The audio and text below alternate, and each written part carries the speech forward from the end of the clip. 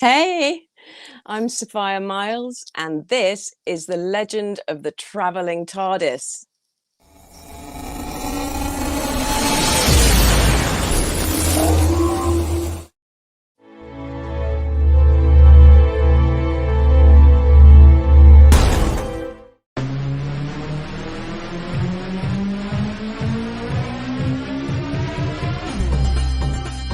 My name is Christian Basil. Years ago, I had an idea. I got myself a TARDIS. Took it to new places, met a lot of new people, took some great pictures, and talked Doctor Who. From Krypton Radio and the creators of the Hanging With web show, this is the legend of the Traveling TARDIS. Join me on my latest adventures and become part of the legend.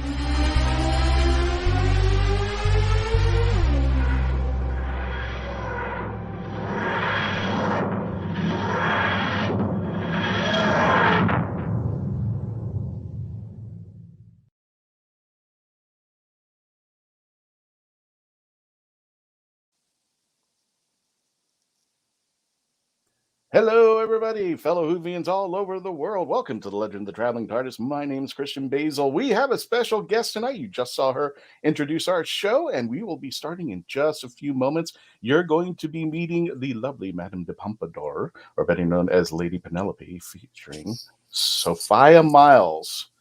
I've been corrected. I've been having a 10-year mistake on the other interpretation of that name.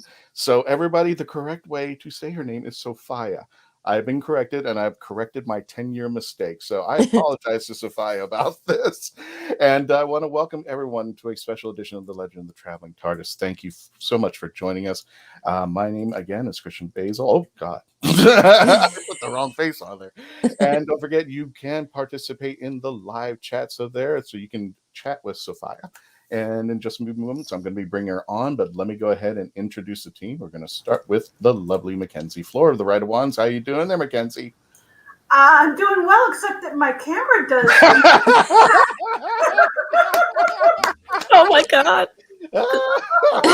This is the greatest episode so far. By some definition. Can we do that thing that Mystery Science Theater where we just put in our own dialogue for Mackenzie? Well, Sophia, we're actually professional. It's fine. Oh, Lord. Don't worry. Mackenzie is just right in the field. It's one of those cases where I need to do that. Well, let's see if Mackenzie straightens out there. Speaking of straightening out, let me go ahead and bring in Dave Chapman. Oh my God, back Yay. How you doing there? I'm doing fabulously. My camera keeps cutting in and out too, but I figure I'm taking advantage of in Las Vegas. Yeah, let's see this is Vegas. So, let's see. Oh, wow. Get out of the way. Let's see this background thing. Get that chair out of the way. Oh my goodness, that is lovely. How hot? Yeah, how hot is it? Nobody wants to see me. They can look at that. Gotcha. Where are you at? Where are you at? I know Las Vegas, but why are you in Las Vegas? I'm in the Rio. We had a convention called Dice Tower West here over the weekend, and I head off to Reno for the Gamma Industry trade show coming up next week. So I was just sticking around. Tabletop games? Because I heard the word dice. Yes, it is. And back to Mackenzie Floor. This is when she's not frozen like a popsicle stick. There you go. That's what. Well, this is the weirdest thing is my HD on my camera is not working, and that's why it was black. Oh, okay. And this is a brand new. Fine. Speaking of things, because you know my segue skills, the lovely Melanie Dean, co-host of The Legend of the Traveling TARDIS. You can check out her Instagram. But that's what happened. I don't know. It's probably cat. feline. I'm guessing, but yeah, my nice. Oh my goodness! What on earth? Very chewy. Yeah, so that's why I jumped in. And I'm like, I can't. What's Sophia, I'm just wanting to let you know, part of this routine of this show, we have cats, and they do take over the show occasionally. I kicked all of mine out of the room. What's that? Okay. Yeah, they will find a way to get into this show. They always do. Notorious. Mine always do. So we'll see which one of mine photobombs tonight. And without further ado, ladies and gentlemen, let me introduce the special guest of honor tonight, the lovely Sophia Myles. How you doing, Sophia? I'm good. How are you? What is that? Christina Louise says Sophia is Sophia. Yes. Oh, This on girl fire. is on the fire. girl is on fire. I Oh, love thank you, that. Christina. And I appreciate you being up late with us. My goodness, how's family life? How's Luke doing? Luke is really well. Yeah, he lost a tooth last night. Of So his the own tooth, accord, the or did it just fall out baby tooth? baby tooth. Baby tooth. Okay. But I've realized like the tooth fairy when I was a kid kind of brought like 10 pence, 10p. Right. And I gave him a £5 note under his pillow. Like, Oh wow! Geez. Inflation. that's like, Inflation. yeah. But no, he's really well, really, really well. Thank you for asking. No problem there, because mine would probably give me Bitcoin. So I'm just like shoved a phone under my pillow there. Well, everybody, welcome back to Legend of the Traveling TARDIS. As you can see, we have Sophia Myles on. We can see the chats are going completely insane. So, Melanie, if you want to hit up the chats, let's go. Jane German, well-oiled machine. Shush. Next one. All these, everyone here knows. Oh, everyone is just there's some. Oh, hello, Kevo. There is something in there. Everyone I know is having tech problems today. Yes. You weren't here earlier, Kevo, because they all started there. Arthur Dykeman from the Guardians of Gallifrey here in Orlando. I'm hoping I'm going to have them on a future show. They are the most, as far as I know, they've been going on. Arthur, I think it's like 40 years with the Guardians of Gallifrey. It's a Doctor Who group that been here for like forever out there. Think about this is exciting. She's one of my favorite companions of New Who. There you go. Oh, thank you. Is it Nico? Nico Bat. Nico Bat. Oh, I think that's how you pronounce it. yeah. Thank Oh, you. that's very kind. Oh, thank you. And don't forget to subscribe to our YouTube channel. You can see it down below, youtube.com, The Legend of the Traveling TARDIS. Sophia, thank you so much for coming tonight. How have you been and everything? It's And how have I been in general, or like in general? today? Yeah, of course. Oh, I saw you playing Nerf gun on your Twitter feed with yeah. Luke. We had a bit of a Nerf war battle outside. Philip Davis says, oh yeah, has Sophia suffered any Nerf strikes? No, but he does always like aim for my head. He takes great delight in that. Yeah. And like with me, he's like, "Mummy, you're only allowed to aim below my knees," and then I'm like blasted in the head.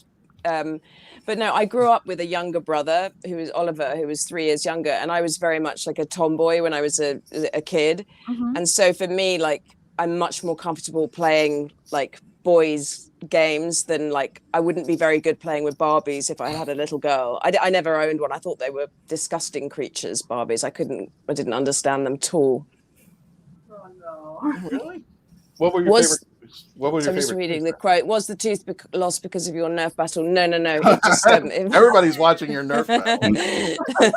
Actually, follow Sophia on her Twitter page. You can go over and it's under her name. And I think at one point you said if people follow you, you will follow them back. Yeah, definitely. You're still doing that? Okay. Cool.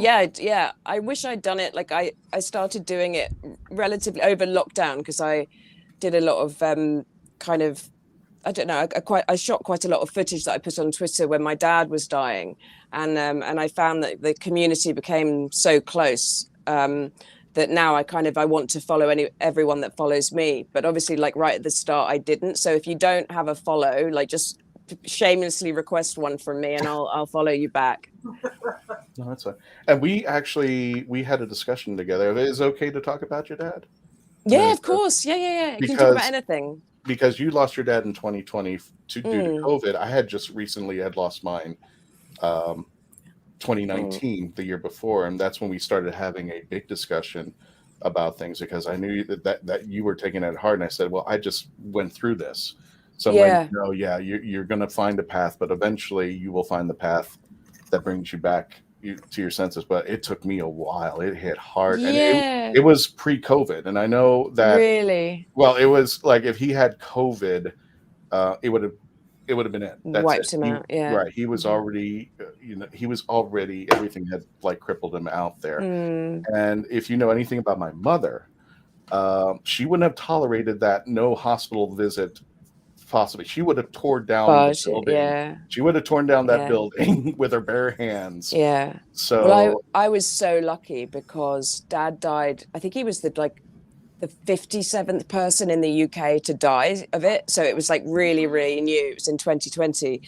And when I went to visit him, like it was like they'd only just set up the COVID wards and nobody knew what was going on. I mean, the doctors and the nurses were just like, you could see that in their eyes, like they'd never seen anything like it. But luckily, because he died at the start, I was able to see him and to go into the hospital room with him. And I was with him the day before he died. I mean, they only allowed me kind of 10 minutes in there. But yeah, I really actually wanted to be there with him when he died, because I feel like, he was there for my birth, and it would be a huge privilege to be able to, to be there for his death. But, it wasn't meant to be. But I know what you mean about, it's interesting, like until you lose a parent, you can't really quite explain the threshold that you cross psychologically as a result.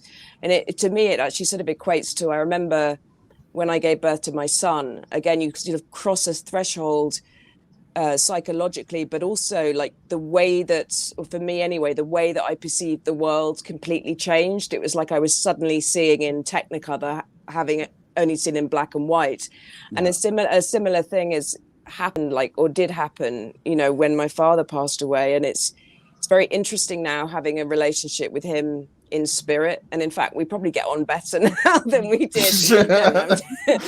No, I'm joking. But started leaving the toilet seat up in spirit.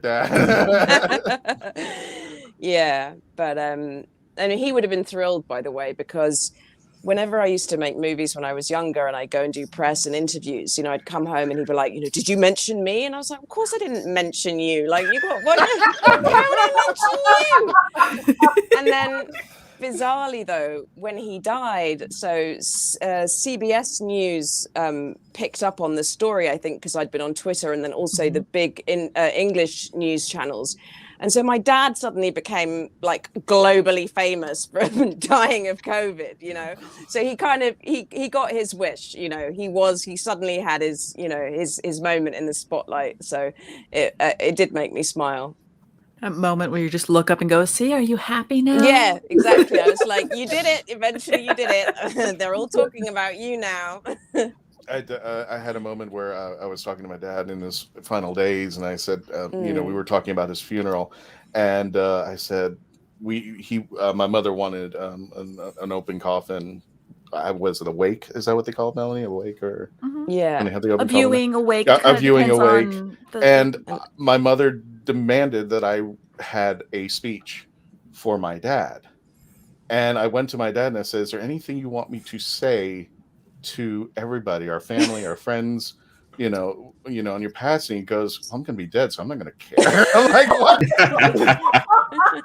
I don't think you understand how this is going. I need your help. Yeah. And that was the way it ended there. So so he goes, "Well, tell him I was a mammal." I was like, I don't think you understand how this is working out. Yeah. So I actually told people he was a mammal. So Philip Davies, sent 2 lovely videos to my grandson.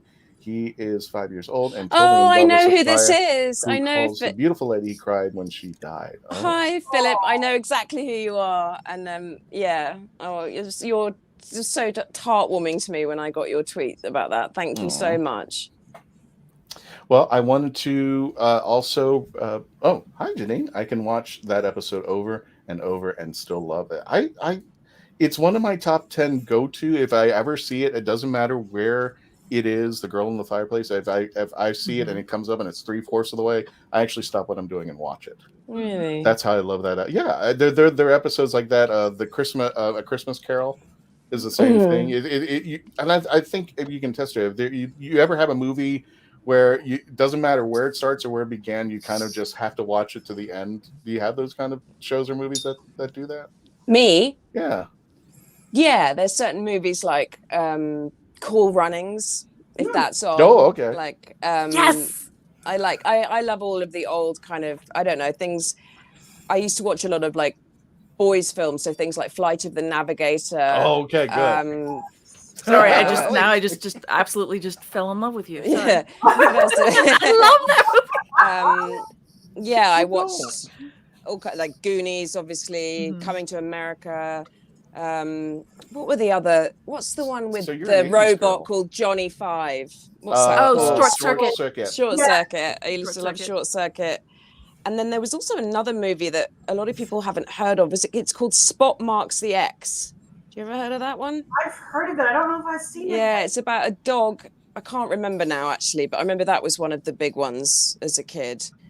But yeah, I mean, the movie that for sure, like I will, if it's on and I catch it for a second, I'm hooked, is Bad Santa with Billy Bob Thornton. That's like, because I'm a real Scrooge, like I hate Christmas. I don't know. I think it's because my dad was a vicar or a minister or preacher. Like Christmas for us, it was always like a hugely busy work time for him, and he was always really stressed. And we were told as kids, oh, well, because of daddy's jobs, Father Christmas comes to you a day early than the other kids, which was, you know, a bit weird. And yeah, and I think what it is that I don't like to be told when I have to be happy and love everyone. Like, and it's the same with Valentine's Day. Like, no, don't tell me today that I've got to send someone a card and be madly in love with them because of, you know, a calendar, you know? So, I mean, don't get me wrong, like I love giving presents to people and giving gifts, but I like to do it when I'm like instinctively feel called to do it, not because, you know what I mean? I'm rambling on, but yeah. Totally. Because it's very similar with even when you talk about something like depression. That's one thing that I suffer from. And actually, it was something that I watched actually interview recently, and I was like, we both have that same, we both suffer from severe depression. And your story sounded so similar to mine, even from being a child, from being bullied. And it was actually something, and this is a shout out here to Dead Files, because they were talking about they're talking about spirits in this case, is that sometimes people get stuck in a moment and they just can't get out of that. And I feel in a way that's kind of like when it comes to what they say about depression, is that some people, when you get bullied, you're like, oh yeah, I got bullied. I'll let all the kids get bullied. You have to sometimes blah, blah, blah, blah. You know, they're fine. And then there's some people like me who I couldn't, and it turned into ABP plus PTSD. And that's something I have to live with. Yeah, it's a really tricky one. I mean, I find that unless you're talking to a fellow depression sufferer, for like regular people who are blessed not to have it, simply can't understand. And I think I said this in the interview the other day, like, yes, it's a mental illness, but it's also hugely physical, because I just energetically am just drained. And I was going to say something important. No, this sort of, I spoke quite a lot about depression and self-esteem when I was at Gallifrey One the other day, because there's the relationship between Doctor Who fans and all of the people on my side of the camera is so strong. You know, I realized though that we have this common bond whereby, you know, a lot of Doctor Who fans kind of out in the real world often feel like the outsider, like they've never quite felt part of something. And watching the show kind of allows them escapism into a world where anything is possible. And for me, and obviously then it can relieve depression for a lot of people. And for me, my work, I mean, it's on the other side of the camera, but there's something I've always said, like the work is the best antidepressant in the world. Like it's the only thing that is guaranteed to make me feel better. And I know why it is. It's that when I'm in front of a camera, between the moment of action and cut, like I am completely present and I get complete relief from the internal, you know, demonic kind of, you're not good enough chat. Yeah. It just goes away. So it's, because I'm like, you know, I don't know about you guys, but first thing in the morning, I mean, I literally wake up to, you should have been better, you could have been better, you shouldn't have done that, you shouldn't have said this now, you know, what are you going to do? And it's just, I mean, at least I'm at a point like where I can be the observer of my thoughts. You know, when I was younger, I just took my inner, you know, I took my thoughts to be truth, whereas now I can be slightly objective. But it's, you know, it's a daily, not a battle, but it's a, you know, you just have to accept it and live with it. And the problem I always had with depression was that when I would try and vocalize it to people, the answer that I would get so many times would be, well, how can you possibly be depressed? You're a movie star, you're beautiful, you're, got money, you've got so-and-so boyfriend or whatever. And it's, I try to, depression really doesn't discriminate, and for me, my depression is not circumstantial, right? You could take me on a private jet to the Maldives, for an all expensive paid holiday for 3 weeks, and I could still be suicidal in my brain, if that makes sense. Yeah, Bunny says you're right. They can't understand depression mixed with chronic illness has got me down. Well, I hope everything goes well with you there, Dope. I'm sorry, but it is a thing, and it's just like it doesn't matter who it hits. I'll make it quick because I get the commercial break. But Anthony Bourdain, everybody thought he was on top of the world. They were paying him to go around the world to eat stuff. And I was like, but when we finally just plugging in my charger. No, you're fine. No worries. But it was, Robin Williams was another one where it was Williams another was kind of getting people to understand that depression doesn't necessarily mean all these extra things. Often, like, depressed people are very, very good at masking it, or we try to.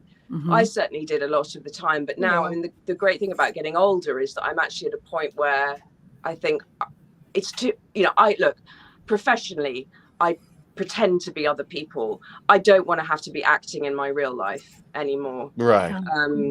So, with age comes a sort of, I'm less fearful about, openly talking about it. I think because for a long time, I don't know why, but I felt like somehow being depressed meant that I was failing at something, and that I didn't have the right to be depressed given, everything that I had in my life. But no. And I also think, talking about it by kind of allowing oneself to be vulnerable and to speak one's truth, you give other people then the permission to do the same, because that's another thing about it. It's a very isolating illness, and you can think you are the only one in the world that feels like this. Absolutely. I don't mean to cut you off there, Sophia, but we're going to go to a commercial break. And Shirley Wenlock-Hott, she runs the Pandora restaurant in New York. So if you check it out, it is a Doctor Who themed restaurant. When we return, we'll continue our chats and your chats with Sophia Myles. To continue to stay logged on, tuned in, and become part of the legend. Here we go.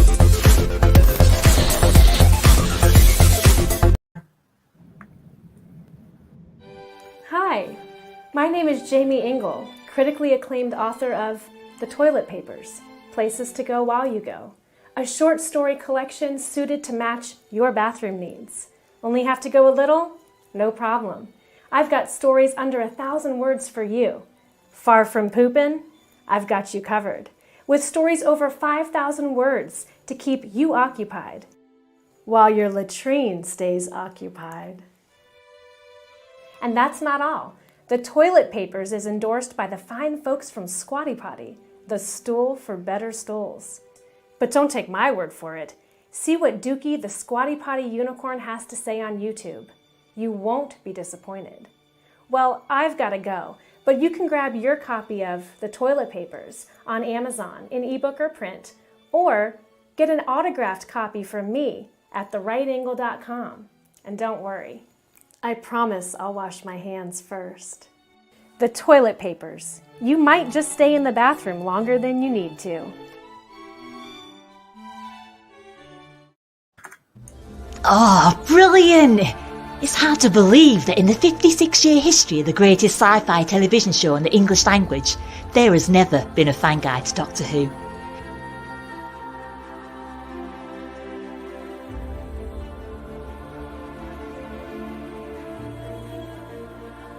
The official books might give you what they think you need to know, but only a guide written by a true fan will give you what you really want to know.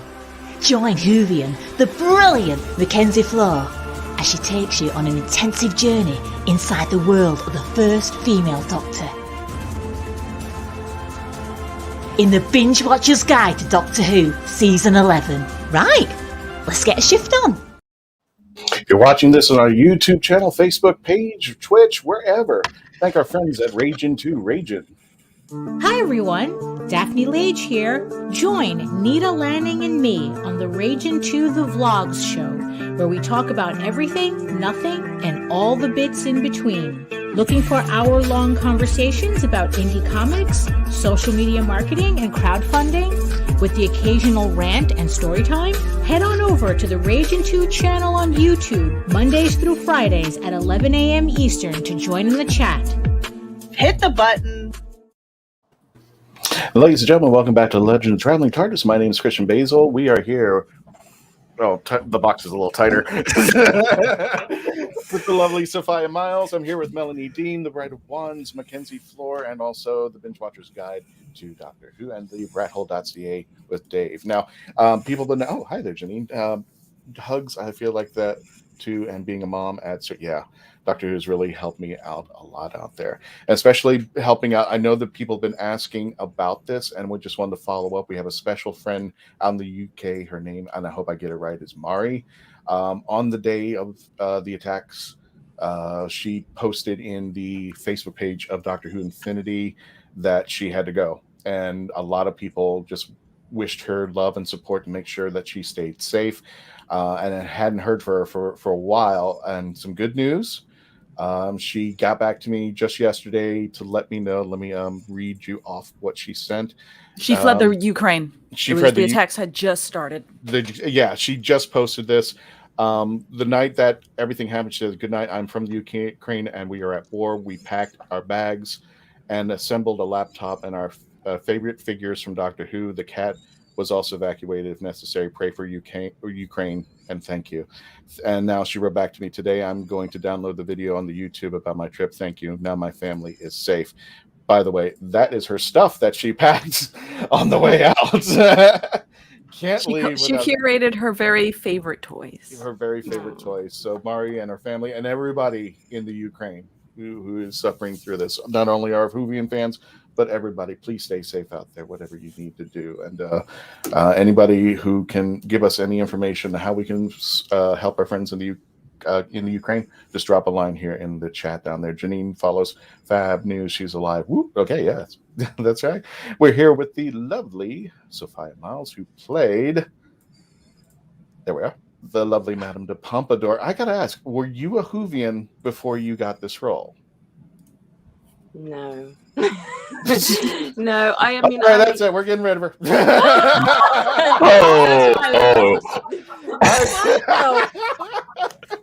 I am now, though. I am now. That's okay. We can solve this too. Yeah, we can just not. Ta-da! See, that's that problem. All right, bye. No, I did it. It was on the television. It was on every television in England. And Sylvester McCoy was the Doctor that I first remember. I remember, but I didn't kind of get into it as a kid. And so for that reason, actually, when I was offered the job, I didn't actually understand quite how important this character was in the grand scheme of the story, and the fact that she's the only person in the world that knows exactly what goes on within the Doctor's mind. They're kind of almost like twin souls in a way. And I also didn't realize that it was like a big deal for anyone to have kissed him either. So in a way, though, I'm quite glad that I didn't know all of that, because I think it would have maybe I'd have put more pressure on myself. And by not having been a huge Whovian or knowing the history of the show, I was just able to come at that story in isolation. And I think one of the things that people seem to say about The Girl in the Fireplace is that even if you've never seen an episode of Doctor Who, as a standalone piece of television drama, it's just so succinctly beautiful. It's very it's so brilliantly written. I mean, Stephen Moffat is a genius. Oh no, here they are. Melanie, are they all here, or is it just there's quite a few of the doctors loitering here? So here's Ten saying it's been 16 years. They all had to come visit. We have a group of doctors who show up every now and then. They come in droves, and they help with the chats out there. Sometimes all 16 now of them, I guess, out there been painting Melanie. Oh well, that's Melanie. They started in. They started in already in the fight. Where do you live, 10th Doctor, now? Where are you? Oh, good grief. I miss you. You never came back.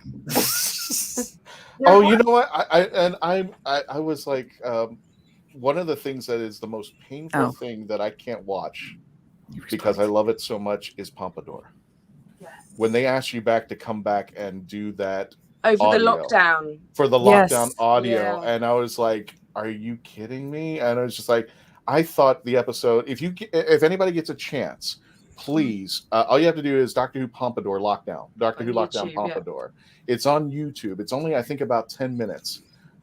If your heart was broken after The Girl in the Fireplace, this thing is going to rip it even harder than it was before. Do you know what? I recorded the audio like right in this room where I am now, and Stephen had emailed it over, and I read it once just to make sure that there were words that I didn't understand, some of the words or whatever, and then I just got I did it on my iPhone, and I just pressed record, and I read it in one take, like the whole thing through.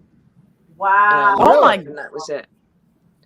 But that was the same thing with that letter, at the end that she writes to him in the original episode. Right. I only looked at that. I literally I'd seen it in the script briefly, but I didn't actually fully understand it until I started reading it.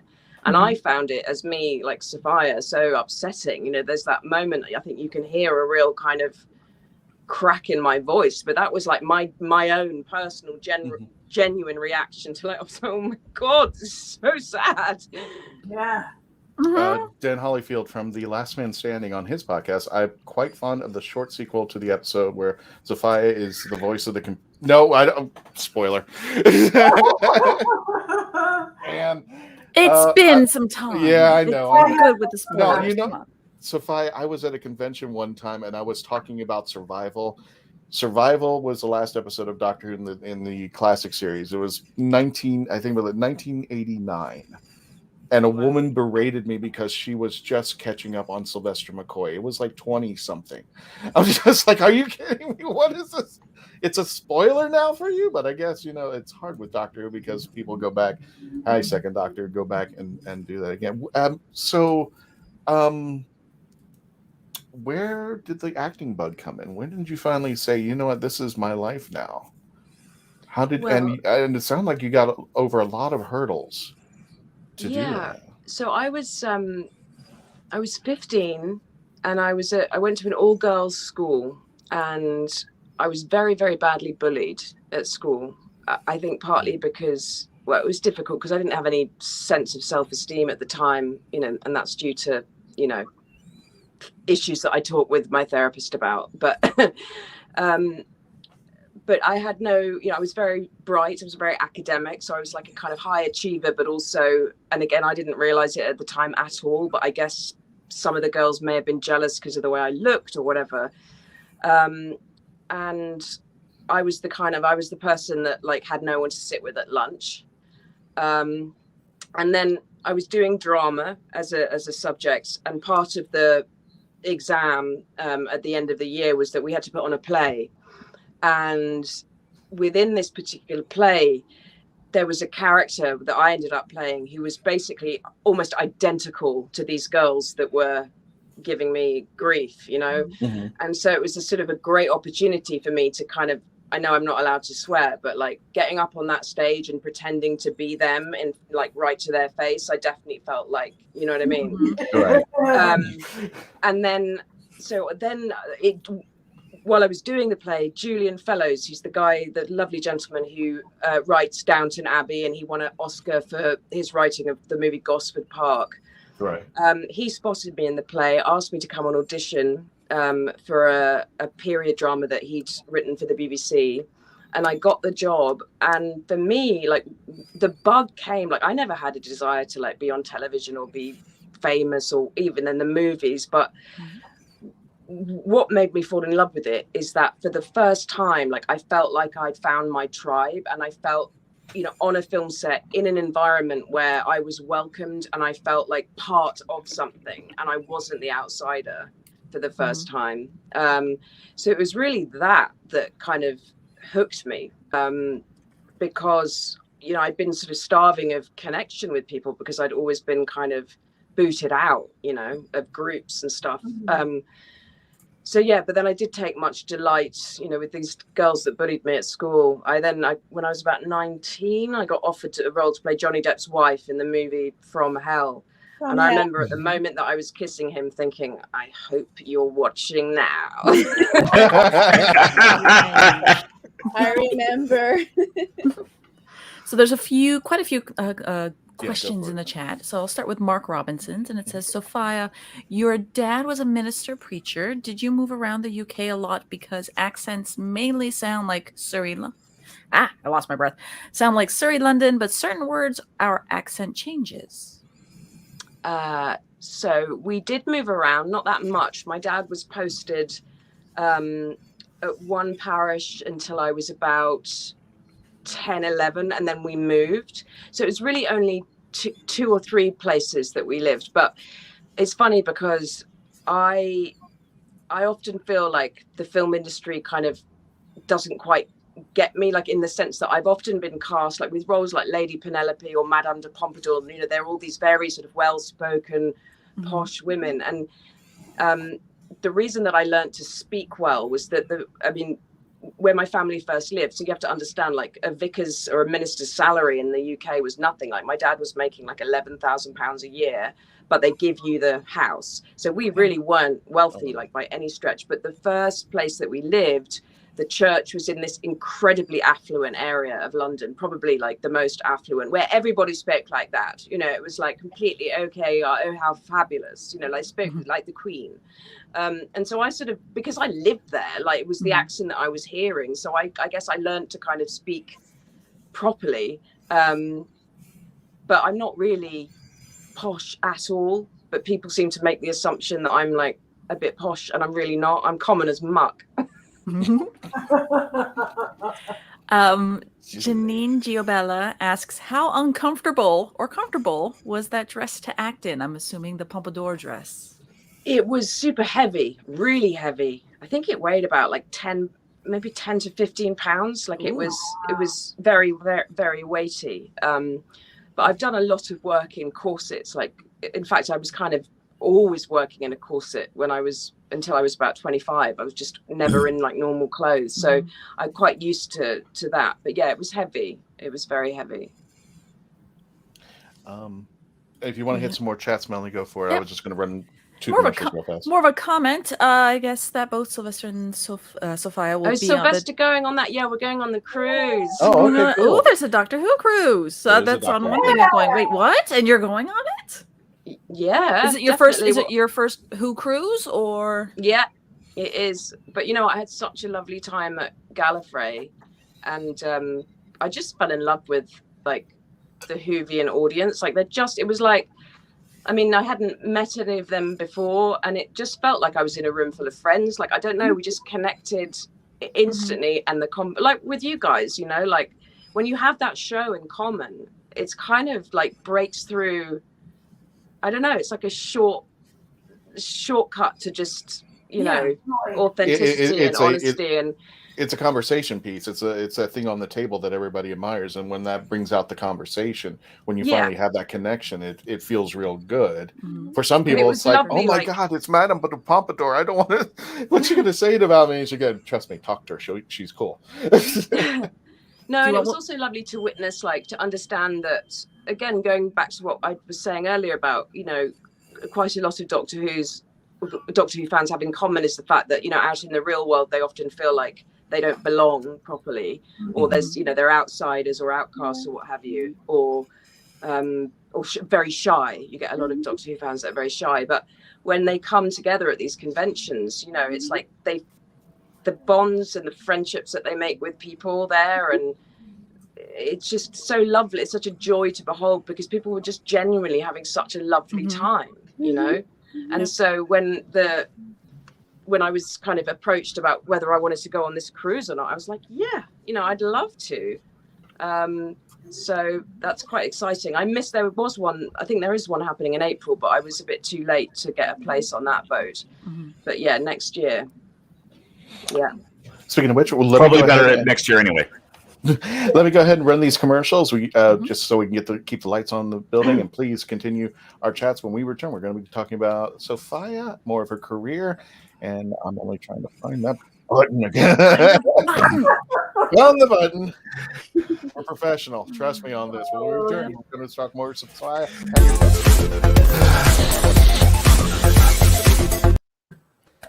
We are a touring acoustic duo crashing kitchens around the country. We go from house to house every Friday night, and we create music, we create food, a good time, we stream it live, and we do it for free. So now we're just really kind of like trying to develop it and build a community group that people believe in, then they'll help us.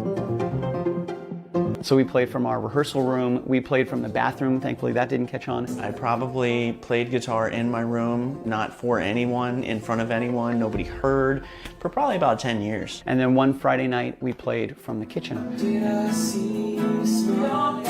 It's the main place people want to be. It's where the food is, it's where the drink is, it's where the best lighting is. You can go to any party and I guarantee you, the kitchen is going to be popping.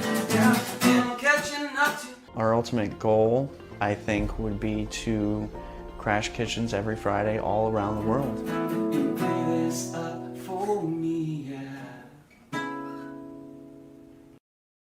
Author Cindy Koepp is writing on the edge. Books include Remnant in the Stars, The Loudest Actions, Lines of Succession, Mindstorm,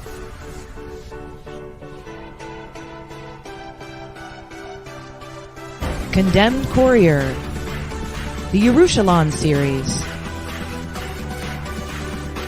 and Animal Eye. Find author Cindy Koepp at CKOEPP.com today. Meet the Doctor. I'm the Doctor. But not the one you were expecting. All right, sexy. It's time to go home. Doctor Who Velocity. Streaming now. And for those of you just joining us, welcome back to The Legend of the Traveling I was almost asleep. We had another commercial for eating a cookie. It's good. It's a half-pound cookie, and it's s'mores flavored. It's s'mores. I thought we had another. Oh, I've had so much fun editing this down to a bits episode. Oh my! I'm so sorry. My name is Christian Basil. That's Sophia Myles. Melanie's really hungry. It's delicious. It's graham This is cracker and Melina, by the chocolate. way. Melina, we just go Nice. Melina, thank you for joining us. There's Mackenzie Floor and Dave from therealm.ca. I know we got a ton of questions, but Melina, I know you just joined up. Did you have a question for Sophia while we got you on here? Oh, hi. My name is Melina. I'm a big admirer from all the way from Puerto Rico. So hi. Oh, nice. Yeah, I do have a question. One of the things that I love about the episode where you're in, it's one of my favorite romantic stories. That's what Russell T Davies was aiming for, the girl in the fireplace, and the purpose was for a Time Lord to fall in love with this mysterious girl, and having Rose witness that, like seeing the Time Lord fall in love. So I want to ask you something, your opinion, because this is something that's a little bit controversial. Okay, go on. Do you think that a Time Lord should fall in love? Should there be like left it controversial? And I'm gonna just go get more popcorn. Do I think that a Time Lord should fall in love? Fun love. I think everyone should fall in love. Oh, I love that. Like, love's what makes the world go round. There you go. I don't think Time Lords should be exempt just because. We had an episode about Doctor Who because when you were mentioning about earlier, you snogged the Doctor. I grew up when you were mentioning when we start growing up, and I grew up in the 70s with Tom Baker, and that was just something that we just didn't hear about. And then Paul McGann had his episode, got kissed, and next thing you know, the Doctor's just snogging everybody left and right out there. So I think that was the question, but I don't see why not there. Philip says, you did a great American accent in Decrypted. did you consider having a French accent as Madame de Pompadour? And thank you for That's a bringing very that good up. question. There we are. There's Decrypted.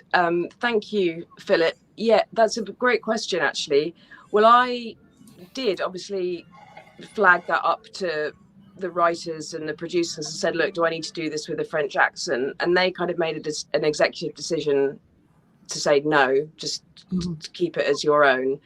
But also, what we did do, I don't think it's ever been spoken about actually, like in any kind of behind the scenes footage, but they did try and test like various forms of aging makeup on me, because at one point they thought that I'd come back and have like a kind of grey powdered wig, and you know, they were possibly going to try and make me age. But that, again, that got shelved and they didn't in the end. That would have been interesting, so that way there was more of a key for the audience to realize that how much of that there's a time skip kind of going on. But I can see where just the fact that it was already kind of really well written and played within the episode, that each time the Doctor was coming back and forth, that you were progressing. I can see why. Yeah. Oh God! Now I've got images of that dog from Futurama.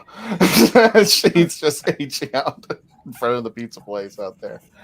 And we also want to tell everybody Happy International Women's Day. We're just funneling right through the pictures of women who have taken a picture of the TARDIS and some of our favorites. How am I going to get a picture with that TARDIS? You come over here. I think Florida. You're in Florida, right? I'm in Florida. Yes. Okay. Yeah. Well, I think that Doctor Who cruise, I think potentially it starts in Orlando, so maybe you can meet me like outside the ship, like before I get on, and we can I can hold the TARDIS. That'd be awesome. Make a day. That's true. That's not too far if it's coming out of Cape Canaveral, Christian. No, it's not too far at all. Otherwise, I'm gonna drive. No, another great place besides Florida is going to the Doctor Who Museum in Indiana. Have you Doctor Who Museum? There Who North America? Who North America? Yeah, North America. And they have, it's actually a store, but it also is a museum too. It's fantastic. That's really cool to check out. I'll send you a link. Obviously, like thank you. In England, everybody knows about Doctor Who, but within the US, is it kind of contained to like a cult-like following, or if you ask your average, if you ask, for example, 1 in 10 Americans, do they know what Doctor Who is? Would they say yes or no? Now, I think they would probably say yes. When I grew up, Doctor Who, we got our butts kicked. And I know Trekkies got their butts kicked. I mean, back during the time around the 80s, 70s and 80s, you know, the sci-fi genre was not popular. That wasn't cool. It wasn't cool. It was like G.I. Joe and all those things. Marvel, DC, those were the cool things. And I do have a story where I told somebody I did dress up as Doctor Who for one Halloween at school, and I just got poked fun at. And and I put the costume away and it never saw the light of day again. But years later. But the good news is when I go to these conventions, it's also awesome, Sophia, because you've probably seen it. These kids now get to do something that I didn't do. Yeah. They get to appreciate something that I grew up with. So I kind of see that my childhood gets a redemption in the future generations, where they're wearing fezzes, they've got sneakers on, with pinstripe suits, and I'm going like, there was a little girl that was only about 6 at Gallifrey dressed up as Jodie Whittaker. She was so sweet. Yeah. So a sweet. little girl, I think this little girl who, if I'm not mistaken. I know what you mean, where you're talking about, Christian, and Miss Myles, that you mentioned that you felt a little bit outcasted. Oh, please don't call me Miss Myles. That's just, I'm Sophia. Like, I'm Sophia. Miss Jackson, if you're nasty. First off, by the way, you're welcome to come over here. We're in my country, in Puerto Rico, where there's a lot of Whovians here. In fact, I started watching Doctor Who because of my professor. I majored in TV and films production, and I did a little bit of writing and a little bit of journalism as well. And my professor, he was a huge fan, or he is still a huge fan of Doctor Who. And our homework, believe it or not, was watching Doctor Who. Wow. But this was in 2010. Okay. yeah. So where did you start? So where did you start watching the series? Did you start right at the beginning, or did you come into it like right David Tennant, Chris Eccleston, like where?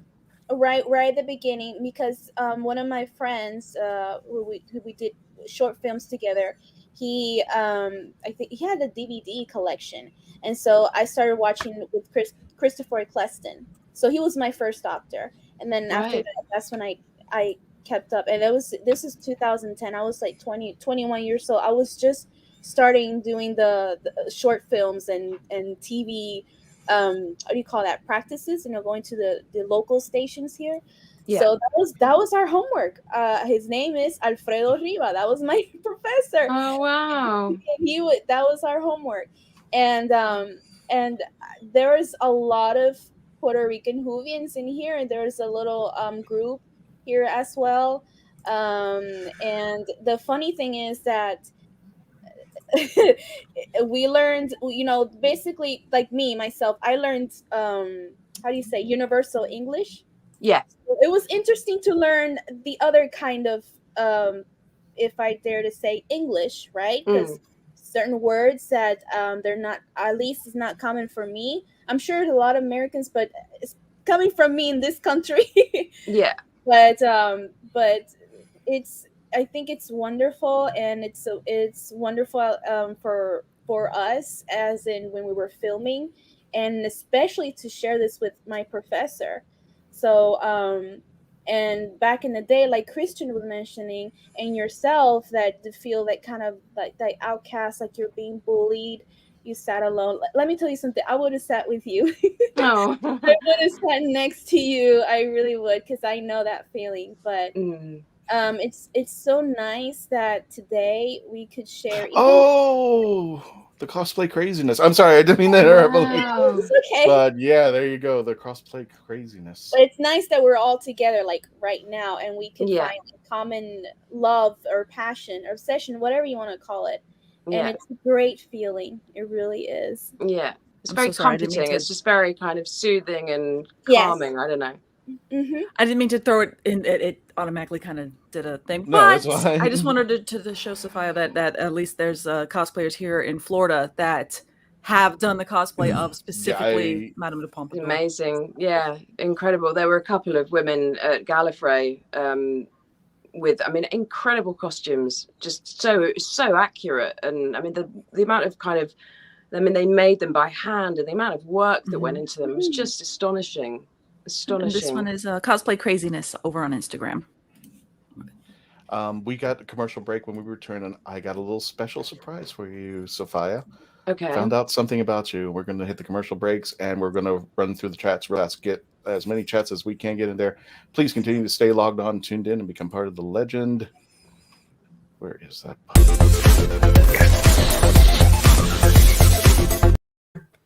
The massive audio Doctor Who Bad Wolf Bluetooth TARDIS speaker. That's all I gotta say, one word. Wow. It looks like it just jumped right off the screen. Here it is in all its Bad Wolf glory. Right here is the on-off switch and the up and down volume. And right here's the speaker. The TARDIS stands about 6 inches from the bottom of the TARDIS all the way up to the top where the light is. Look at the detail. Wow.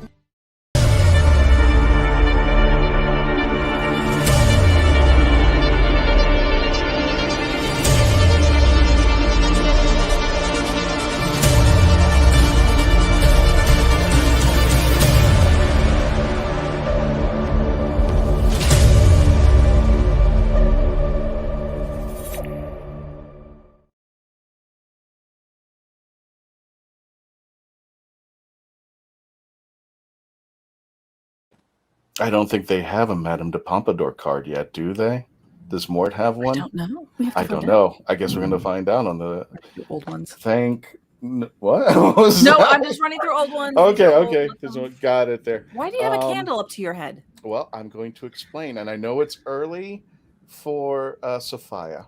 I know it's 10 days away. And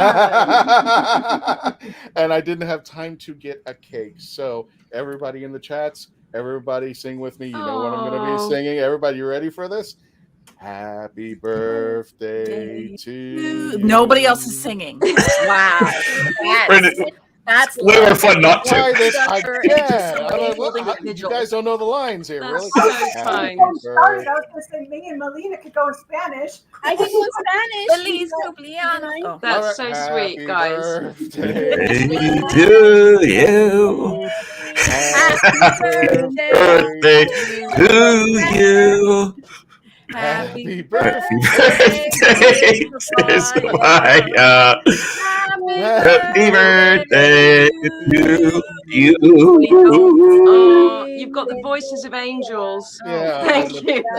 Weeping angels. Yeah, exactly. Weeping angels. I'm not done yet. So, Sophia, because I couldn't get real candles, go ahead and blow out the candle virtually. Just there we go. Thank you. Guys, I'm really sorry, but I'm gonna have to go That's quite fine. soon because it's midnight here and Luke gets up at about 6 o'clock in the morning. So I'm gonna have to leave you, but thank you so much for having me. I've No, really, thank you really for enjoyed it. coming I want on. to talk more. Can I come on again? Absolutely. Yeah. Well, let's Yes, do like please. let's treat this as part 1 and then I'll come on again. Yeah. Yes, Then we can please. talk Just about contact this. me. Yeah, we can Absolutely. talk about loads of other stuff as well. We'll But talk yes, about loads of other stuff. But but- yeah, seriously, if you're interested, like just contact me and I'll come again. Absolutely. Everybody Yeah. in the chats right now, wish Sophia happy birthday. I know it's Oh, 10 they are. days early, but Yeah. go Oh, ahead they and post are. in the chat. Go nuts. Go nuts. Thank you so much. Thank you. Thank you, Thank you, Miss- Sophia. All right. Please stay Loads safe. of love. Be in touch, yeah? And I'll come back Yes. again. Absolutely. You got it. Okay. Go to bed. Take it Follow easy, her on guys. Twitter. Bye. Thank you. Thank you so much. Follow Sophia on Twitter because she'll follow you back. One of the very few people that I know that will actually do that in your behavior, in favor for what you're doing. Gosh, I can't even talk. I apologize to everybody. I was trying to get That's comments, fine. but I was trying to We find that were- photo of cosplay craziness. So And it looks like Sophia is coming back. And everybody in the chats right now, help the algorithm. Go ahead and just wish Sophia a happy birthday wherever you're at. If you're on the Facebook page, YouTube, she'll see definitely it. on the YouTube channel. I'll send Jeremy, you screenshots. And if you Gotcha. haven't liked yet or hit the subscribe button, please do please that. do so. That brings up more attention for this stream, especially for those who have never don't know who we are. So let's Yeah, I just know see if we typically we don't do this, but because she was up and up and down, I wanted to make sure that everyone could see her a lot. No, that's a lot fine. better. I gotta say, I gotta give a super shout out to Kevo for this because if I just love how David Turner is just kind of popping through at the bottom there. If you need a And that's just- thumbnail, he just knocks him out within like, I'll say, Kevo, we're having Sophia Myles, and she goes, what do you want? I'm like, just what do you think? And then he just pops out like within hours. He's just like boom, boom, boom, boom. Yeah, there you are, Kevo. So if anybody wants a thumbnail done by Kevo Risse, you can reach out to me, or you can go check out his podcast, Husbands Talking More or Less. You can find out more information Quality about him. X-Men content. Exactly. I'll tell you that right now. So, And just a Kevo- quick side note: the fact that I found out that she is enamored with Flight of the Navigator. Oh my god! it just went up on. If I can steal the spaceship from Disney Orlando and Disney World and give it to her, like, look, it's here. For our friends on the audio, we are wrapping up the episode. We're going to continue for another 30 minutes and discuss what just happened because we just had Pompadour on our show. I ate a I'm cookie. sure you're still geeking out there, but we want to thank everybody for joining us. Don't forget to subscribe to our YouTube channel at the bottom. Kevo, make fun of her all you want, but this is why Melanie gets sent candy care packages. She's Mark! great advertising. Kevo, Going through this. Kevo, I'm just going to say this. Be prepared because she may not be the only one that gets candy. That's all I'm saying right now. Yeah, exactly. You sure? That's all I'm saying. It's a spoiler alert. So, what do you got? So in other words, we all. This is why I make sure I get at least try to get Mark's comments up here because he's properly bribed me. But unfortunately, I couldn't get this one, which I really wanted to do next. Come to Come to MegaCon. Yeah, I am. Oh wait, that's not for me. Oh, yeah. I mean, we'll be there. I'll pass it on. How about that? I'll pass it on to her. So for all of you folks on the audio, thank you for listening to us. Don't forget to subscribe. Let me go ahead and pull up that banner. If you like listening to our stuff, you can find. Oh, sorry. Sorry. Listen to us on iHeartRadio, sci-fi.radio. You can download the app for free and listen to us when we're scheduled. It's usually on Fridays or Saturdays. Spotify, Apple Podcasts, CBSRadio.com, Spreaker, and Player FM, wherever you listen to your favorite podcasts. Are brought to you by the Hanging with Webb show. Thank you for joining us. We will continue on our after party for another half hour if you want to stick with us and just continue to geek out what just happened. Just there we had Madame de Pompadour. But our friends on the audio, thank you for joining us again. Please continue to stay safe out there. Our friends in the UK, all of you, stay safe out there as we continue to become part of the legend. We want to thank you for joining us. And don't forget to subscribe. Have a great night, folks. And here comes the after party.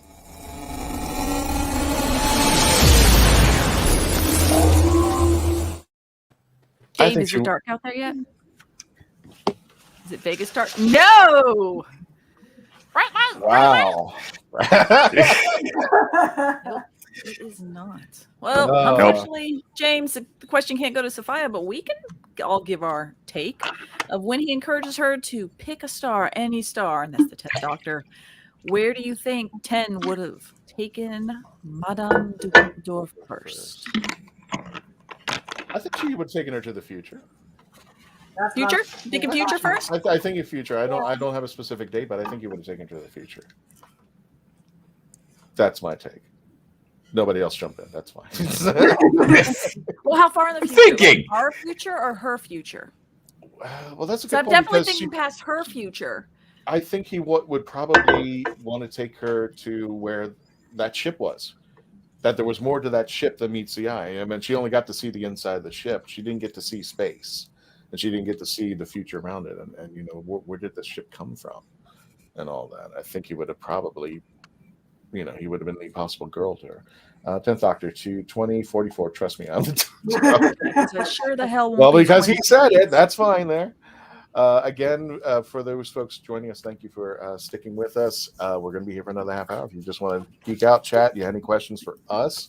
I was hoping that Sophia could stay for another half hour, but it's midnight where she's at, so I can totally understand. She's got to take care of. Melanie theme song on Candy. Nice.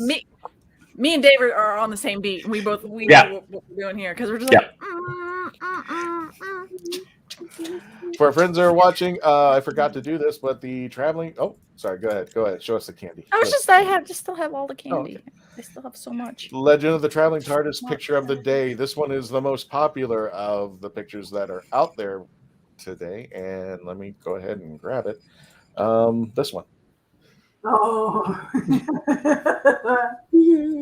Everybody loves that one. Everybody just goes completely. Everybody's like, "Are they doing a cross?" There have been people asking me if they did a crossover. I'm like, "No, they haven't done a crossover. I just put that together. I just knocked that out in 10 minutes." I saw those two pictures. I remember when I saw the picture of those two. I think they're trapped in an elevator. I think. And I said, "Oh my God, we got to put." Yeah, exactly. It is you, 11. You, Moldor, and Scully. So, big picture out there. Where did Dave go? I wanted to grab something. Oh, okay. Yeah. So I don't think the person who's getting this is going to be watching. So I will pull this up. A giant 1 kilogram thing of good proper Smarties. And I have to admit, those things are amazing. I'm not a fan of M&Ms, but those. I gotta learn how to. Now I'm like Christian. I'm collecting the wrong way. I like Mike and Ike. Mike and Ike's are amazing. Our favorite. Like I could like get all the box, the entire box, and I can chew like I look like a chipmunk or like a squirrel because I start chewing and I'm playing Fortnite. Yes, I said Fortnite. I call it. I was gonna say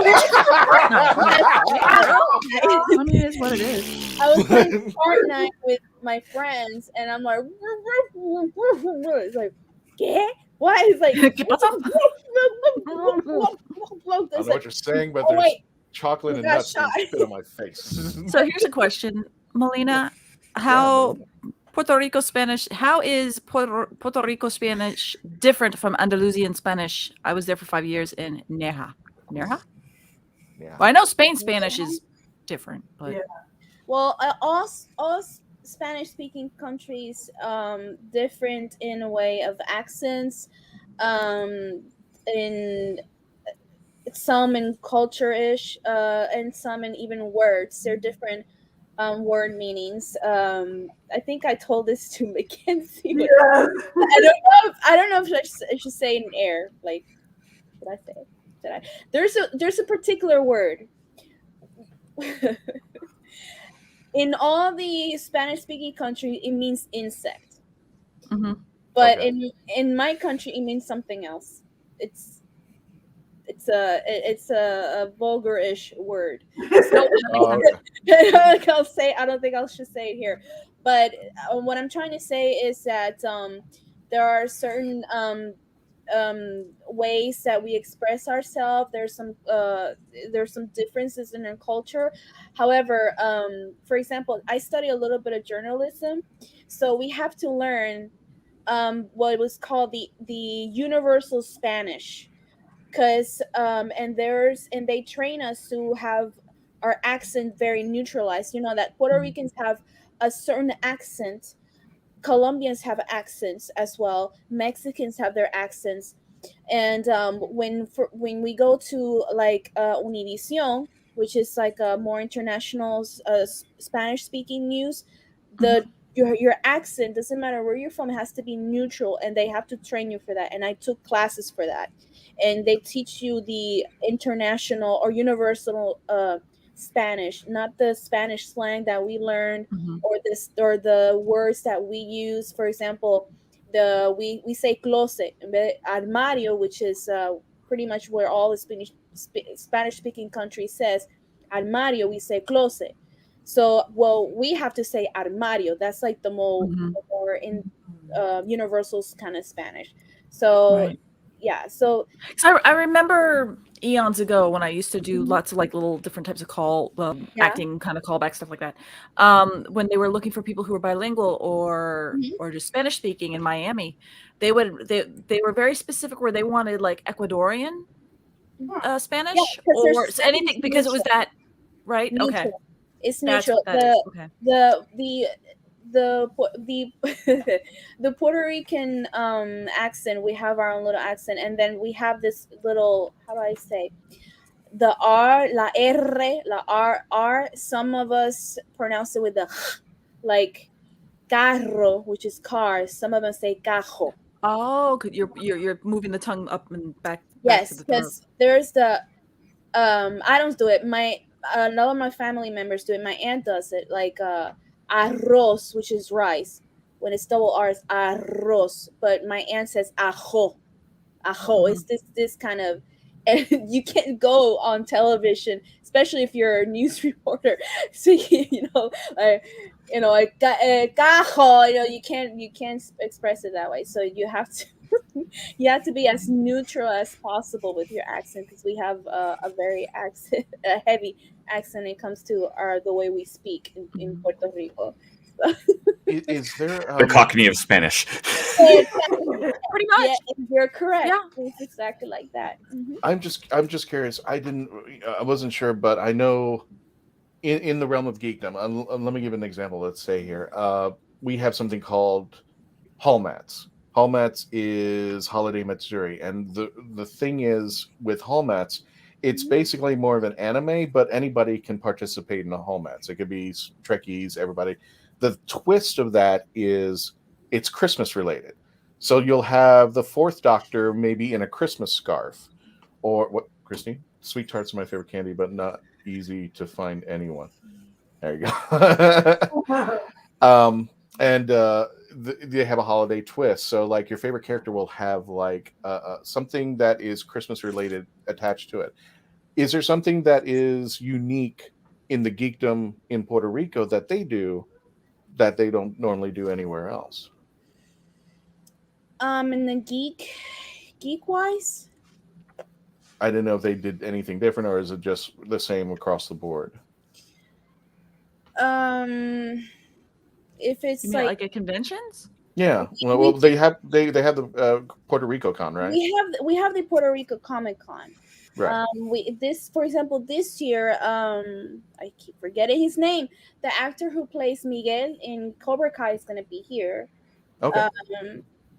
But we have that, and there's another convention that is like pure cosplay and anime. I forgot what it's called. I about like Whovians. I know there's a group of Whovians, but nothing like how do I say, like a group meeting, like another convention. But like a meetup. Exactly. But I know there's an anime one, and it's all pure cosplay, and it's a competition as well of cosplay, it's fun. It's pretty fun. You've seen it's too many Naruto cosplays. My God, too many Narutos. But that's never good because that's not unique. That's not unique to Puerto Rico. No. No, right now it's like Death Note is crazy. No, I lied. Death Note was crazy. Now it's Dragon Slayer, and yeah, I'm beginning. I have not watched any of these animes, but Lord, I'm learning a lot of them just based on the cosplayers because I see them constantly. Yeah. Magnificent 7-7. You put a 7 next to 7-7, so I'm calling you 77. Would you be willing to come to Dragon Con in Atlanta? Are you inviting us? Because the answer is yes. Magnificent 7. Yes. The answer is yes. Can we afford to come to Dragon Con? Did some of us apply for Dragon Con and are hoping? I was this close, so close on going because it's like, I think it's how many hours? 3 hours from here to Atlanta. Yeah, a 3-hour flight. Yeah. 3-hour flight. No, it should be. I would say no more than 2. Right? I don't think. Yeah. Puerto Rico from when to San Juan. San Juan, yeah. San Juan to Atlanta. I don't know. I think it's about 2, maybe 3 hours. I would say maybe 2.5 ish, because Tampa to Miami is like 45 minutes, and then Tampa to Atlanta is maybe an hour. I mean, by the time you go up, you're like, oh, can I have my drink? Sure. Now drink it because we're going back. We're landing. So I don't think it would be any more than an hour and a half. I was so close many times because I know a friend who lives in Atlanta, and she goes pretty much every year. And her boyfriend has like special access pass, whatever. And she said, you could stay with me. And I was so close and going so close, but it's just my job. It's the stupid tourism. This tourists don't let me don't let me have a vacation on my own. Andalusian Southern Mainland Spanish is very, very fast farmer accent. I have an update. Could be close. I have an exciting update. If you want to go ahead and read the chat, but I'm going to go ahead and bring it online because it just got declared a little more than an hour ago. So, everybody, the Legend of the Traveling TARDIS will be at Space Coast Comic-Con. They just put it up a little over an hour ago. So we are Space in. Coast Comic-Con. It is a one-day event because they're still trying to get back on their feet. Yeah. Space Coast Comic-Con returns this special one-day show June 12th. And there's the announcement right there. So we are now going... 12th? Yeah. Sorry, I'm like, June 12th. Okay. It's in the middle of nowhere. I think they did that on purpose. Oh, that's a hotel room for me. So we are, and they have moved hotels. So it's not at the original hotel that it's not. No, and it's been moved. I'm trying to get that more information so people can do that. But want to thank Jake Estrada and all the team over at Space Coast Comic-Con. We are now going to be there June 12th. We are going to be representing the Whovians on the Space Coast out there. And I'm sorry, I'm trying. We just got it's on the Space Coast. It's on the Space Coast. Think Cocoa Beach. So if you're going to Orlando, if you're Cocoa not Beach, familiar Melbourne. with, like Cocoa Beach, Cape Canaveral, Daytona-ish. I'm a little south of Daytona. A little south. I'm kind of thinking more for if you are not familiar with Florida, but you know enough about, you know where Disney is. Disney's in the middle of the state where Orlando, kind of to the right. I-4 kind of connects Orlando to Daytona.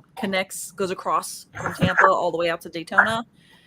If you took I-4, let's say you went to Disney, you headed east. There's the cat. Oh, now he shows. South. That's Space Coast. There. Now the cat shows up. There's the kitty. Kitty. So yeah, that's Space Coast. So this is it's Melbourne, Palm Bay. Yeah, that's right, Christine. It's Melbourne, Palm Bay. It's in that area. It's going to be in that area. Wait, is it in the same area? I wonder. It's not at the same hotel that they used to be in. I know they moved that. I'm looking. Fun fact: George Lowe does tend to go to the Florida cons. Space Coast does go sometimes to Space Coast. I don't know if he's been to Space Coast. So I think he has. Hasn't George Lowe been to Space I know Coast? He was recently in Orlando. He's over here in Tampa. In fact, area. I will keep talking. Yes. I'm going to pull up something. George Lowe is probably Space Coast. Space Coast, yeah. George Lowe, if you've watched Aqua Teen Hunger Force, yes. Oh, I missed that show. I was so I Adult Swim was my. Was it? Atlanta to London is más o menos 12 hours. See, I'm practicing my Spanish here because of Melina. Muy bien. Yay! All my piss poor Spanish. So bad. And I've done that twice to take my wife to visit her family. Okay, that's 12 hours. A straight shot because I'm really. I'm sorry, because I flew Tampa to London a few times direct, and that was 8 and 9 hours. Mm-hmm. Did Norwegian just fly faster? Did we just get up there and be like, wee? They are excited to get out of Tampa. They were like, we're get out of here. Yep, out of there like lightning. Like lightning. Well, I mean, I know 1 hour. Because I know it was 8 hours one way, 9 hours the other, because you're hitting the jet stream. It's kind of helping. This is for out there. This is for Tom. Space goes coast to coast, and he insisted I made sure that banner was in there. Of course. I love the intro of that show, like like I used to watch. Do you guys remember Cartoon Planet? Yes. With Sorak and Brack. Yes, Brack. I had to find the CD if I can find it. I have the CD of the soundtrack. My parents got me that. Our pleasure, magnificent. Thank you for being a part of it. My parents got me that, and we used to play like I don't know, like a random Sunday, like a get together if my mom is cooking or if they're cleaning, and yeah, it's great. It's called Barbecue something. I don't know. It's a CD. I have to find it and show it. Okay, George. Funky Ghost, yeah. Oh, and George can really. I mean, he can weave up a story. He can spin a yarn. I know. It's just amazing. Like, how's your day? All you have to do is go, George. How's your day Let been? him go. And then you got 1 hour of a story that, goes into your ear, whether you like it or not. It's a good story, though. It is a good story. It's just like, oh, I wasn't expecting that. I was just saying hi. But yeah, George Lowe is going to. Are there any Who stories you wish they do that would be in Puerto Rico centric? Yes. People from history, local legends. Yeah, that's a good question. Yes, I am. No joke, but one of the things that I'm not gonna die from it, but one of the things I wish and I hope that the Doctor Who universe would do is explore more of do more of the Latino culture, and I would love to, well, not because it's my country, but to go in Puerto Rico historical events like El Morro. That's true, because I think he only went to, didn't they go to Rio de Janeiro at one point? But that was it. It was just to hop that this is where we were, and then that was it. I don't know. I don't know. I'm looking. But no, I agree with you. Go look.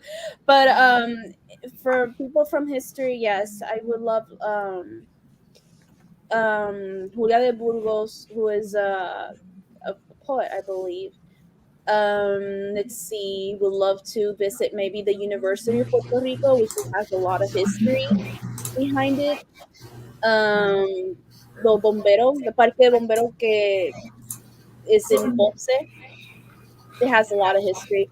Or like a yunque, like the rainforest. I don't know, something along the lines. But I wish that they would touch more stories and meet more people that are from the Latino culture. I think that would be great. That'd be great. I say, who is that? Who is that? Is that me? Who was giving the feedback? Oh, that was you who muted the mics? I was like, wait a minute, the host muted the mic. I'm like, It wasn't me. touch anything. It was me. I didn't touch it was anything. Dave. By the way, Mackenzie, I put my cat Yeah, no, it was totally me. out Yeah, I was like, before getting. I mean, my poor cat Thank you, was Donna. here. Pluto was here, and I felt so bad because he was sleeping so comfortably. But I know that he's gonna misbehave. So I said, no, I'm sorry, you're going outside. Because he looked at me like that. He was like, no, puedes entrar, no puedes estar aquí because you're gonna misbehave like the last time. Yeah, Squeakers doesn't normally come up on the desk. Amazing. He did and knocked 3 of my items off my desk. So yeah, and I did whisper to Funko while somebody was talking. You quit knocking everything off my desk. The doctor visiting the reopening of the.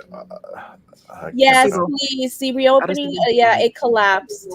It collapsed. El telescopio de Arecibo. Maybe God thought it's gonna be the bad. And yeah, because didn't one of the hurricanes snap one of the cables first, or it was old, and then because it was old, it's lack of lack of maintenance. Also, yeah, I'm gonna take a photo. I'm gonna bring it up so people can actually see what the heck we're talking about. Yeah, bring it up. It's oh my God. It's historical. While Melanie's doing would be that, cool. if you haven't had a chance yet, please subscribe to our YouTube channel. 20 of you jumped in. Thank you. And getting us closer to our goal. May 19th, the Traveling TARDIS turns 10 years old, 10 years of traveling, this little hunk of metal. And the Facebook page, we're closing in. We would love it on May 19th, if not sooner, to get our Facebook page to 60,000 followers when we're really close. We're at 58.1. And we are getting very close, all to you guys, all thanks to you there. And we want to get to 2,000 YouTube subscribers for May 19th. That would be an awesome birthday party for the Traveling TARDIS out there. Plus, we just had Madame de Pompadour on the show. Yeah. So I'm getting. Love it. Oh, wow. Oh, I did see something. They have a Let's see if YouTube there's a way I video. can get that to be bigger. I didn't even know about this. Yeah, I'm getting depressed looking at it. It was horrible. Sorry. No, don't be. No. It was horrible. It was horrible to see that. It's like, I don't know. I think it's our pride. Sometimes it gets hurt like that when we see something like that. Oh man. There you go. That's the sadness. So there's your before, and I know one of the stanchions, or no, the cables had broken on it, and that was just because of poor. I think that was because it was poor maintenance. Poor maintenance. And then the hurricane came through. Was it Maria? Sorry. There was 2 hurricanes. There was Irma and there was Maria. Ah, okay. We had 2. Then that didn't help. No, Maria didn't help. It was. We had Irma, and like a week or a few days later, we had Maria hit us. And so just when, at least my neighborhood, just where few people, okay, of the island were getting electricity back, that's when Maria hit. And so people who had electricity since Irma didn't get electricity until like Irma was in I think a week before the 19th September. That's when Maria hit. So imagine all that time till around December without electricity.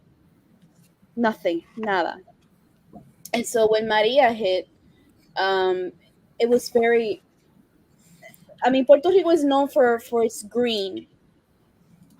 it's an island, and you see it. It's really green because of the mountains and the hills, and you have the rainforest, which is the yunque. And it was nothing. It looked brown because the dirt. You know what I mean? It was very heartbreaking, and I don't know why, but I feel like I'm tearing myself up a little bit. But see all that green that you see around there. So imagine after the hurricane, imagine all of that without that green, and just brown, just dirt. Wow. Just dirt. It was very. I mean, people were going outside, and we were crying, like literally crying. It was too much for us to bear, because Puerto Rico is known for its green, for its nature, the flowers and the leaves. There's a specific flower that we have here. It's beautiful. It smells beautiful. There was nothing at all. So, Dan says, yeah, the video of the last collapse, because I saw it and I didn't want to click on it because it would probably be an issue with my StreamYard. The video of the last collapse of the center sensor was heartbreaking, mostly age and lack of funds for maintenance. Yes. That's the problem, and But it's always the problem. The lack for it. I told this to Mackenzie. We talked. I told a lot of Mackenzie. It was Dan like drilling. hours talking. But we had lack of maintenance. Years ago, where we had a blackout. The whole island, there was no power out. And then when they were on the radio, of course, because there's no TV, no power, it said, we concluded there was lack of maintenance. So we don't know when it's gonna go back, but there was supposed to be it was a lack of maintenance, and then it collapsed completely, and everything.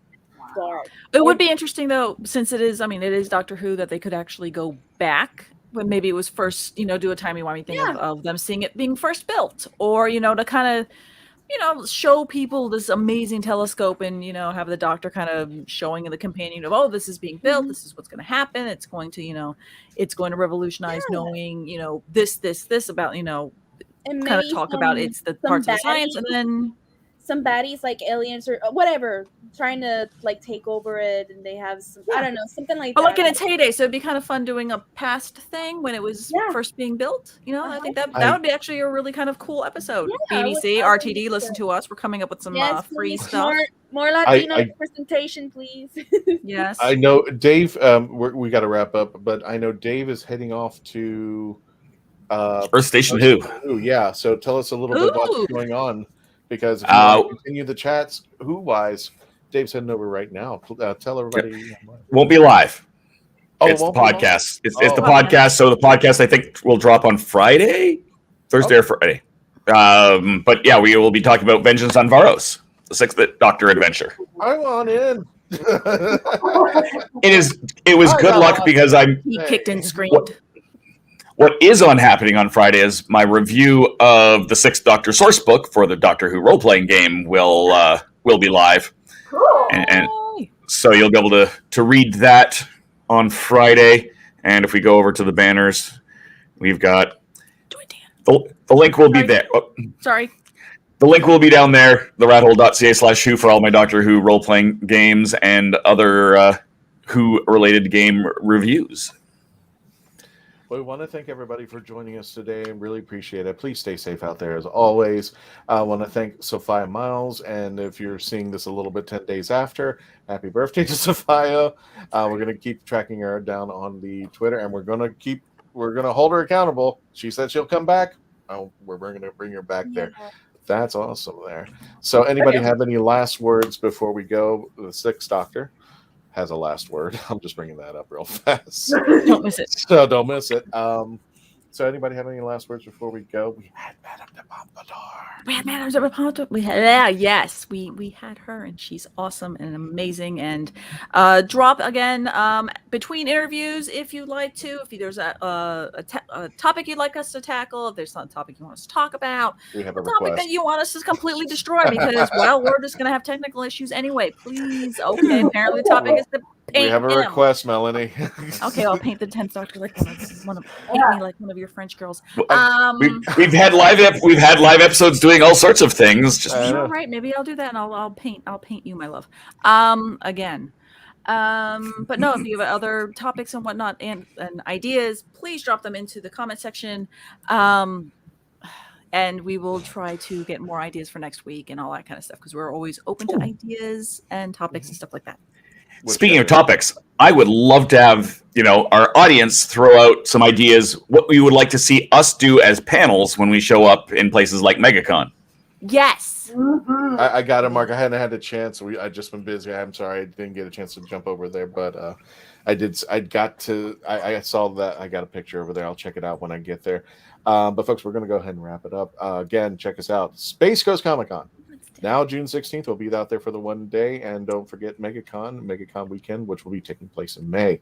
I'll leave this. I just got to stop. Everybody, again, please stay safe out there. Thank you for joining us. Don't forget to subscribe on the way out. Like, share, comment, everything. Make sure if you haven't, give a love out to Sophia and just write happy birthday on the way out the door. Follow all of us. And follow everybody. Melina over with the Spacebook, as well as TARDIS Zone. I was hoping Noah would be up here. And my channel, Melina Vader. I don't know what I'm gonna do with it. I really don't know. But well, okay, put it in the chat. Something's gonna happen. I don't know. Something's gonna happen. Can I say something? I have to give myself credit because I didn't know I was gonna come here, and I wasn't wearing makeup. At least my eyes. Me neither. So don't feel bad. No, I did it. We need filters. I did it like in 5 minutes with eyeliner and everything. I just went like, okay, let me just put on the eyeshadow. Let me put liner. Yeah. And it's like, I was just doing it just in case. And then he's like, was like, get on. I was like, hey. But I just set up the camera. That was it. So. Melanie over at Pieces of Melee on the Instagram, Dave over at therathole.ca with a new episode coming out on Earth Station 2. Check them out. And Mackenzie Floor, the Reddit Wands, as well as the Binge Watcher's Guide to Doctor Who. Everybody, thank you again. Stay safe out there. Don't forget to subscribe. Tell your friends. Thank you for joining us. And happy birthday, Sophia, if you get to see this. Thanks, everybody. Thank you. And happy birthday, Sophia. Yeah. Again. Whee!